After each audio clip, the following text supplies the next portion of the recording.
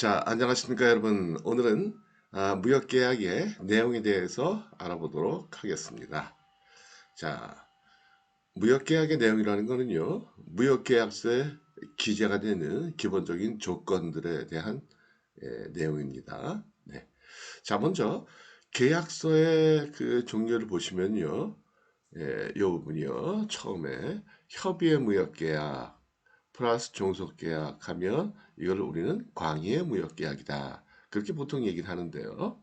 협의의 무역계약이다. 그러면 이거는 거래의 양 당사자, 셀러, 바이어가 맺은 무역계약서를 매매계약서를 얘기하는 거고요.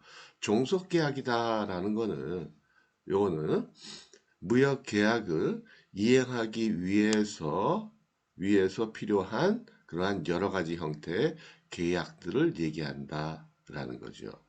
예를 들면 그런 거죠. 여기 보시면 종속계약 해놓고는 운송계약, 보험계약, 결제계약, 검사에 관한 계약, 통관에 관한 계약, 기타 여러 가지가 있다라는 거죠. 종속계약에는. 그러면 종속계약이라는 거는 좀 전에 말씀드린 것처럼 무역계약의 내용을 이행하기 위해서 필수적으로 수반이 되는 그러한 계약들을 얘기한다라는 거죠. 그래서 셀러가 바이어한테 물건을 보내기 위해서는 셀러가 됐든 바이어가 됐든 운송에 관한 계약을 운송회사들하고 체결을 해야 되겠죠. 그렇죠?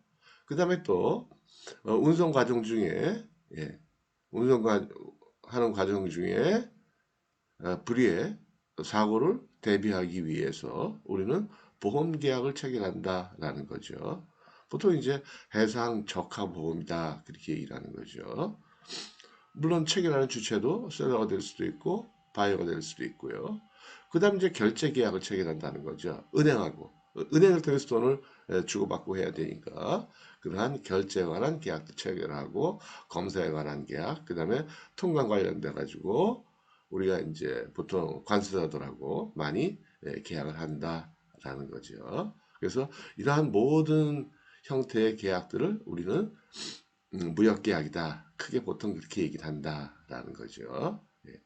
근데 여기서 이제 주로 얘기할 거는 뭐냐면 그 협의의 무역계약. 그러니까 셀러와 바이어, 계약의 당사자들이 체결하는 무역계약서에 기재되는 여러 가지 내용들, 조건들을 말씀드린다라는 거죠.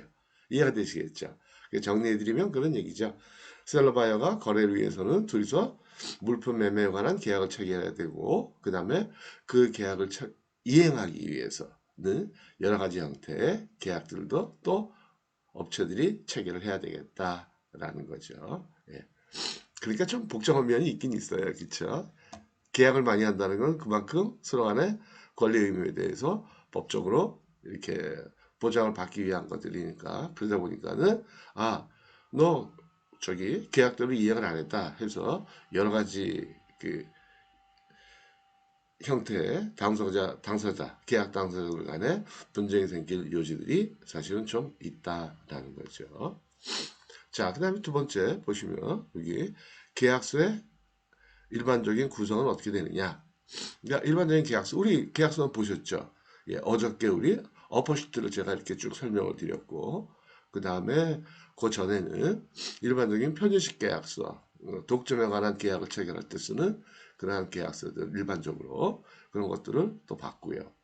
그래서 여기서 말씀드리고자 하는 내용은 그러한 계약서들이 대개는 어떤 내용들로 구성이 되어 있냐라는 거죠. 그래서 그룹핑을 이렇게 쭉 해보면 기본적인 사항, 기본 사항이 있다는 거죠.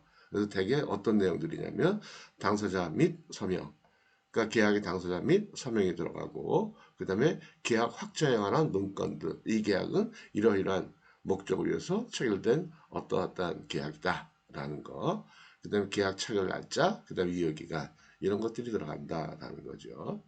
근데 그다음에 물론 이런 내용들을 하나하나 여러분들이 외우실 필요는 없어요. 왜냐하면 모든 계약서들이 이렇게 완성되어 있는 계약서들을 보면 되게 이런 내용들은 다 들어가 있어요. 다 들어가 있다라는 거죠. 다만 이제 우리가 약간 좀 조심할 거는 법에서 얘기하는 계약서의 성립 요건이라는 게 있죠. 그렇죠? 당사자의 표시, 의사의 표시, 그 다음에 계약의 목적, 그 다음에 계약의 합치, 요 네 가지는 들어가야 되겠다라는 거죠. 그것만 좀 유의하시면 될 것 같아요. 근데 그것도 사실 뭐 크게 신경을 안 쓰셔도 돼요. 왜냐하면 당연히 그 내용들이 가 있다라는 거죠. 대개 모든 계약서에는. 그 다음에 보면 계약 대상에 관한 조건들이 있다라는 거죠. 그래서 그러니까 물품에 관한 조건이죠. 물품의 품질에 관한 조건, 그 다음에 수량에 관한 조건, 수량을 왜 계획할 것이냐, 퀄리티는 어디까지 맞춰줄 것이냐, 가격은 얼마나 할 것이냐, 포장은 어떻게 할 것이냐. 그 다음에 또 보면 계약 이행에 관한 조건, 그래서요 선적 조건, 언제까지 선적할 것이냐. 그래서 납기라든지 선적 시기라든지 선적 방법, 그다음에 선적항, 도착항 이런 것들이 기재가 된다라는 거죠.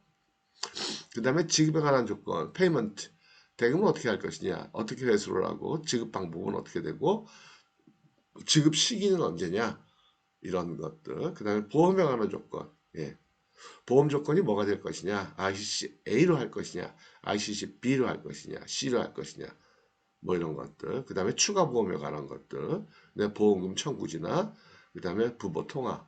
부보 통화라는 거는 실제로 나중에 손해가 발생했을 때 보험회사로부터 어떤 돈으로 결제받을 것이냐, 뭐 US 달러로 받을 것이냐, 아니면 뭐 자페니스 엔으로 받을 것이냐, 뭐 이런 것들. 그다음 네 번째, 계약 불이에 관한 사항도 기재가 되더라. 그래서 이행 불능에 관해서 frustration, 그다음 force majeure. force majeure는 불가항력이라는 거죠. 그렇죠? act of God는 건 자연재해. 그래서 이런 일이 생겼을 때 어떻게 처리하자. 그다음에 계약 위반이 됐을 때 breach라는 단어가 있죠. breach. 이게 뭐냐면 계약 위반이에요. 계약 위반. 했을 때 어떻게 하고 그다음에 혹시라도 계약을 위반했는데 위반을 했을 때 좋게 해서 얘기해서 야, 너 지금 이러이러한 계약 위반 행위가 있으니까 나한테 손해배상을 해. 라고 얘기하는 거를 우리는 클레임이다. 그렇게 얘기하는 거죠. 클레임을 원래 이론적으로 얘기하면 이런 얘기예요. 개념을 설명하면 당연한 권리로서의 요구나 주장, 청구를 얘기한다는 거죠. 여기서 당연한 권리다라는 거는 근거는 뭐냐면 계약서예요. 계약서에 기재된 내 그 권리가 침해가 됐으니까 너 나한테 손해보상해. 뭐 이런 얘기죠. 예를 들어가지고 비 오는 날 길을 이렇게 걸어가고 있는데 차가 지나가면서 물을 탁 튀었어요. 그랬을 때 그 차를 세워놓고 야, 너 나한테 물 튀었으니까 나한테 세탁비 물어내. 이런 것들 말에 클레임을 제기하는 거다라는 거죠. 야, 너 어저께 만나기로 하고 약속 깨고 너 어저께 노쇼 했잖아. 그러니까 나한테 손해배상해. 밥 사. 뭐 이런 거. 그런 느낌이에요. 예. 그 다음에 클레임 해결에 관한 조건. 그래서 만약에 클레임이 제기됐는데 만약에 당사자끼리 화해가 안 됐을 때 그럼 어떻게 화해 에, 어떻게 처리할 것이냐. 그때 되게 arbitration 이거는 중재를 얘기해요. 중재를 보통 많이 이제 사용을 하니까 재판 물론 소송을 할 수도 있죠. 근데 소송이라는 거는 일단 3심까지 가야 되고 변호사 비용도 많이 들고 어쨌든 복잡하단 말이에요. 그렇죠? 그래서 중재라는 제도를 많이 활용을 한다. 이 중재는 나중에 설명드리도록 할게요. 예. 근데 잠깐만 말씀드리면 이 중재라는 거는 중재원이라는 민간 기구에서 예, 민간인으로 구성된 중재인들이 판단을 내려주는 거예요. 근데 이건 1심으로 끝나요. 근데 이건 민간인이 판단을 했지만 결과가 나오고 나면 판단이 끝나고 나면 그 결과는 법원의 확정 판결과 동일한 효력이 있다. 그래서 이 중재를 많이 쓰는 거예요. 1심으로 끝나버리니까. 근데 그런 말 있잖아요. 그죠? 소송하면 누가 이겨요? 누가 당연히 상식적으로 생각하면 피해를 당한 측이 이기는 게 맞겠죠. 그렇죠? 계약서에 명기된 내용을 침해당한 사람, 피해를 본 사람이 이기는 게 맞겠죠. 그러나 이런 말도 있어요. 한국말에도 있죠. 유전무죄, 무전유죄. 뭐 비슷한 얘기인데 그런 거예요. 돈 많은 측에서 이긴다라는 거예요. 왜요? 소송이라는 게 워낙 국제소송 붙으면 몇 년씩 가잖아요. 뭐 2, 3년, 4년 막 이렇게 막 간단 말이에요. 그래서 그 막대한 변호사 비용 이런 것들을 대기가 힘들다. 조그만 업체 입장에서는 그렇다라는 거예요. 그죠? 근데 이제 중재를 하게 되면 단심으로 끝나고 변호사 안 써도 되니까. 그쵸? 이게 중재 잘 생각해 보셔야 돼요. 예. 그래서 그런 내용들을 기재하시면 좋겠다라는 거예요. 근데 중재는 당사자끼리 합의를 해야 돼요.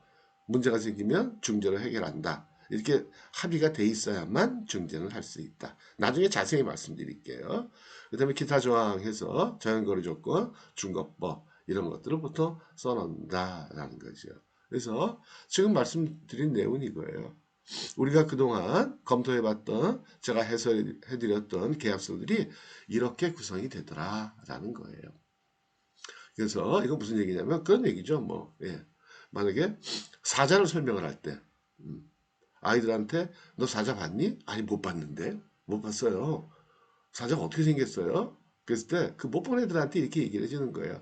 사자는 머리가 있고 그 다음에 몸통이 있고 그 다음에 앞다리가 있고 뒷다리가 있고 꼬리가 있단다.